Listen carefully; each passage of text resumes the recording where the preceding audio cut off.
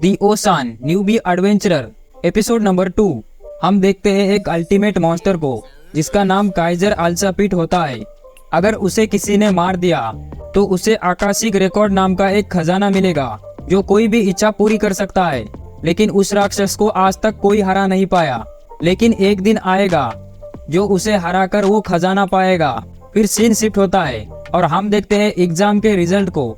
Examiner सभी से कहती है, तुम्हारे पास जो एग्जाम टिकट है उसने अगर ब्लू कलर में ग्लो किया इसका मतलब तुम पास हो चुके हो। फिर वो सेकंड स्टेज में पहुंच सकता है। रिक एग्जाम के रिजल्ट को लेकर बहुत ही ज्यादा नर्वस हो जाता है। तो रेनेटे उससे कहती है, फिक्र मत करो, सब अच्छा ही होगा। फिर हम देखते हैं कि कार्ड ब्लू कलर में ग्लो कर रहा है जिसका मतलब रिक पास हो चुका है। फिर दोनों हॉल से बाहर आते ही उनकी मुलाकात एक आदमी से होती है। साला हरामी वो रेनेटे पर लाइन मारता है जिसका नाम रॉस्टर दिर्मुथ होता है, जो दिर्मुथ परिवार का सबसे बड़ा बेटा होता है। वो लगातार रेनेटे के साथ फ्लर्ट करता है। तभी रिक बीच में आकर उससे कहता है, तुम मेरी गर्लफ्रेंड को छेड़ रहे हो। रास्टर देखता है कि रिक के हाथ में एग्जाम कार्ड है। आगे रास्टर रिक को बताता है कि वो एक एग्जामिनर है और वो ए रैंक एडवेंचरर है। वो रेनेटे से कहता है, तुम इस बेकार आदमी को छोड़ो और मेरे साथ डिनर पर चलो। लेकिन रेनेटे उसे मना कर देती है जिससे रास्टर बहुत ही गुस्सा हो जाता है और वो रिक से कहता है, दुआ करो कि मैं तुम्हारा एग्जाम इंचार्ज ना रहूं। अगर ऐसा नहीं हुआ तो तुम जिंदगी भर पछताओगे। ये कहकर वो वहां से चले जाता है। आगे रिक रेनेटे से कहता है, माफ करना, तुम्हें बचाने के लिए झूठ कहना पड़ा। सीन शिफ्ट होता है और हम रास्टर को एक बार में देखते हैं। वो रिक की बातें याद कर बहुत ही पिलपिला रहा था। तभी वहां पर फ्रीड और विक्टोरिया रोते हुए आ जाते हैं। फ्रीड उसे बताता है कि उस बूढ़े ने मेरी बहुत बेइज्जती की। विक्टोरिया भी उसे पूरी बात बताती है। रास्टर समझ जाता है कि ये दोनों रिक की ही बात कर रहे हैं। दूसरी तरफ रिक रेनेटे से कहता है, मुझे तो यही डर लग रहा है कि कहीं वो छिचोरा ही मेरा एग्जामिनर ना हो। तभी वहां पर एक आदमी आता है और वो रिक से कहता है, मेरा नाम है लिंक्स लवरोट और मैं तुम्हारे सेकंड स्टेज एग्जाम का इंचार्ज हूँ। जिसे सुनकर रिक बहुत खुश हो जाता है। आगे वो रिक से कहता है, मैंने सुना है तो तुम 30s में एडवेंचरर बनना चाहते हो। मैं भी 24 एज में ही एडवेंचरर बना हूँ। अब मैं 40 साल का हूँ और तुम्हारी तरह मेरा भी एक सपना है कि मैं ए रैंक अचीव करूँ। हालांकि मुझे 20 साल लगे बी रैंक अचीव करने के लिए। जिससे रिक भी उसका हौसला बढ़ाते हुए उसे ऑल द बेस्ट कहता है। तब हम देखते हैं कि रास्टर इन सभी की बातें सुन रहा था। फिर वो लिंक्स को रोककर कहता है, मुझे तुमसे कुछ जरूरी बात करनी है, तो तुम मेरी सुनोगे ना। सीन शिफ्ट होता है और हम एक आदमी को देखते हैं जो सभी से कहता है, एग्जामिनर लिंक्स लॉर्ड अचानक ही बीमार हो चुके हैं, इसीलिए उनकी जगह पर रास्टर दिर्मुथ तुम्हारे एग्जामिनर होंगे। जिसे सुनकर रिक परेशान हो जाता है। आगे रेनेटे रिक से कहती है, अगर उसका सरनेम दिर्मुथ है तो वो एंजेलिका और फ्रीड का कोई रिश्तेदार होगा। ये सुनकर रिक के तो होश ही उड़ चुके थे। वो कहता है, अब तो मेरी पूरी तरह से लग गई। ये बात सुनकर टकला कहता है, वो बड़ा बेटा है प्रेस्टिजियस नोबल फैमिली का। उसने 17 साल की उम्र में ही ए रैंक को अचीव कर लिया था और उसे मैन ऑफ द 1000 स्पेल भी कहते हैं। उसे एक और नाम से भी जाना जाता है, दी एफ रैंक क्रशर। उसे एफ रैंक कैंडिडेट को परेशान करने में और मजा आता है। ये सब बातें सुनकर रिक की पूरी तरह से फट जाती है। दूसरी तरफ रेस्टर सेकंड स्टेज एग्जाम में लग चुका था।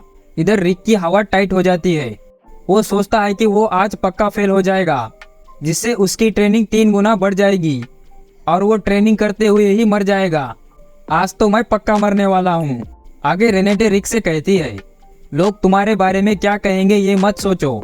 तुम अपने कॉन्फिडेंस को टूटने मत दो। मुझे यकीन है कि तुम ये एग्जाम पास कर लोगे। तुम ताकतवर हो और तुम उस रोमियो के खिलाफ जरूर जीतोगे। जिस दिन तुमने एडवेंचरर बनने का डिसाइड किया था तब से मुझे तुम पर भरोसा है। रेनेटे की बातें सुनकर रिक थोड़ा कॉन्फिडेंस हो जाता है। तब हम एक मिस्टीरियस लड़के को देखते हैं। वो रिक से कहता है, तुम अपनी बढ़ती उम्र को लेकर परेशान लग रहे हो। मैं तुम्हारा फ्यूचर बता सकता हूँ। लड़का रिक को चेयर पे बैठने के लिए कहता है। रिक जैसे ही चेयर पर बैठता है तभी वो गायब हो जाता है। तब हम देखते हैं कि वो लड़का कोई और ना होकर फ्रीड होता है। उसी ने रिक को कहीं और टेलीपोर्ट कर दिया था।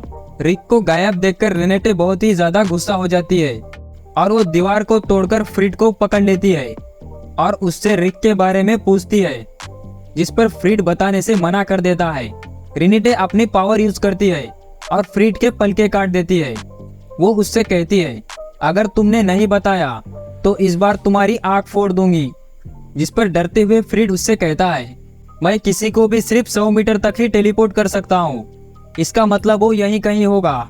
तब हम रिक को देखते हैं, जो सुनसान इलाके पर पहुंच गया था। अगले ही पल हम देखते हैं कि द्रिमुथ फैमिली के इलाइट गार्ड रिक को मारने के लिए वहां पहुंच गए हैं, ताकि वो रिक को एग्जाम देने से रोक पाए। हमें पता चलता है कि ज्यादातर गार्ड बी रैंक के होते हैं और उनमें से कुछ ए रैंक के। रिक इन सभी को देखकर डर जाता है। तब हम देखते हैं कि रिक के सीनियर वहां पर पहुंच गए हैं। वो रिक से कहते हैं, तुम यहाँ क्या कर रहे हो और रेनेटे तुम्हारे साथ क्यों नहीं है। इन्हें देखकर रिक की और ज्यादा फट जाती है। तब वहां पर टकला आकर सीनियर से कहता है, तू कौन है बे, यहाँ मरने के लिए आया है। जिस पर रिक सभी को समझाने की कोशिश करता है कि तुम सबकी जान खतरे में है, चुपचाप यहाँ से चले जाओ। लेकिन उसकी बात कोई नहीं सुनता। फिर ये टकला एसॉर के ऊपर तलवार से हमला करता है, लेकिन वो तलवार ही टूट जाती है।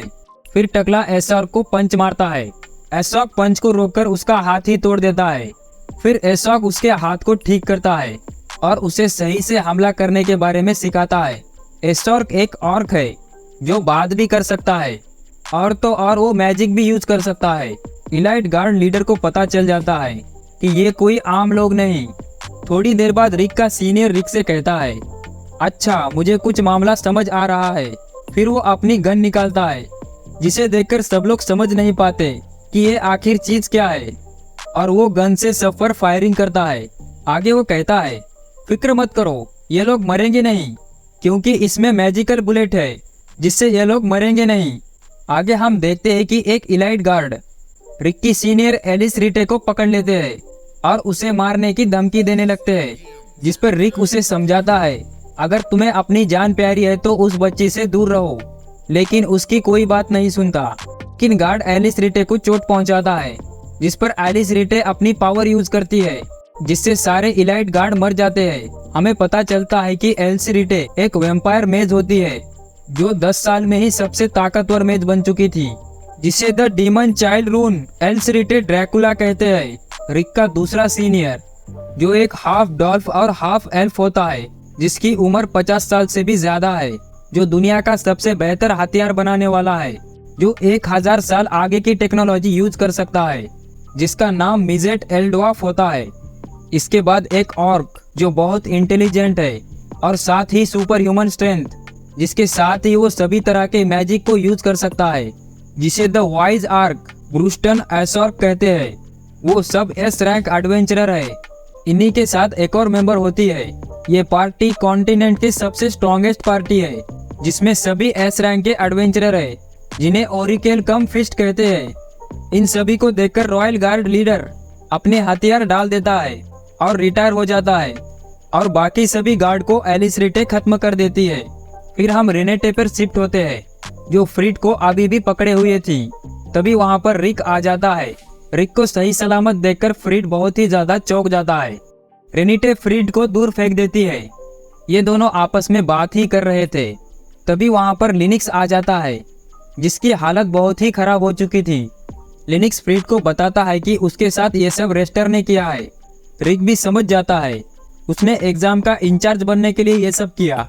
आगे लिनिक्स बताता है कि उसने मेरा सपना पूछा, तो मैंने उसे बताया कि मेरा एक सपना है, अपने गांव में एक स्कूल खोलूं, जहां के बच्चे पढ़कर एक एडवेंचरर बन पाए। जिसका मजाक उड़ाते हुए रास्टर ने कहा, तुम जैसा 3rd क्लास एक स्कूल खोलेगा और तुम्हारे स्टूडेंट भी तुम्हारी तरह ही 3rd क्लास ही होंगे। ये कहकर वो उसे बहुत पीटता है और उसे वहीं बांधकर चले जाता है। आगे लिनिक्स नाराज होकर कहता है, शायद मैं अपना सपना कभी पूरा नहीं कर पाऊंगा, तुम भी एग्जाम से अपना नाम वापस ले लो। जिस पर रिक उसे कहता है, मेरी तरह कोई भी अपना सपना पूरा कर सकता है। ये कहकर वो एग्जाम के लिए चले जाता है। दूसरी तरफ रेस्टर के पास एक इलाइट गार्ड पहुंच जाता है, जो उससे कहता है कि रिक बच गया है। आगे रेस्टर कहता है, मुझे लगा कि तुम डिस्क्वालीफाई हो जाओगे और तुम्हारी पूरी मेहनत बर्बाद हो जाएगी, पर कोई बात नहीं, मैं तुम्हें दिखाऊंगा कि नर्क की आग में जलना कैसा होता है। रिक भी गुस्से में आकर उसे मारने के लिए तैयार हो चुका था। और इसी के साथ ये एपिसोड यहीं खत्म हो जाता है।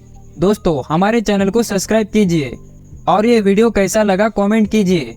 मिलते हैं जल्द ही अगले एपिसोड में। तब तक के लिए गुड बाय।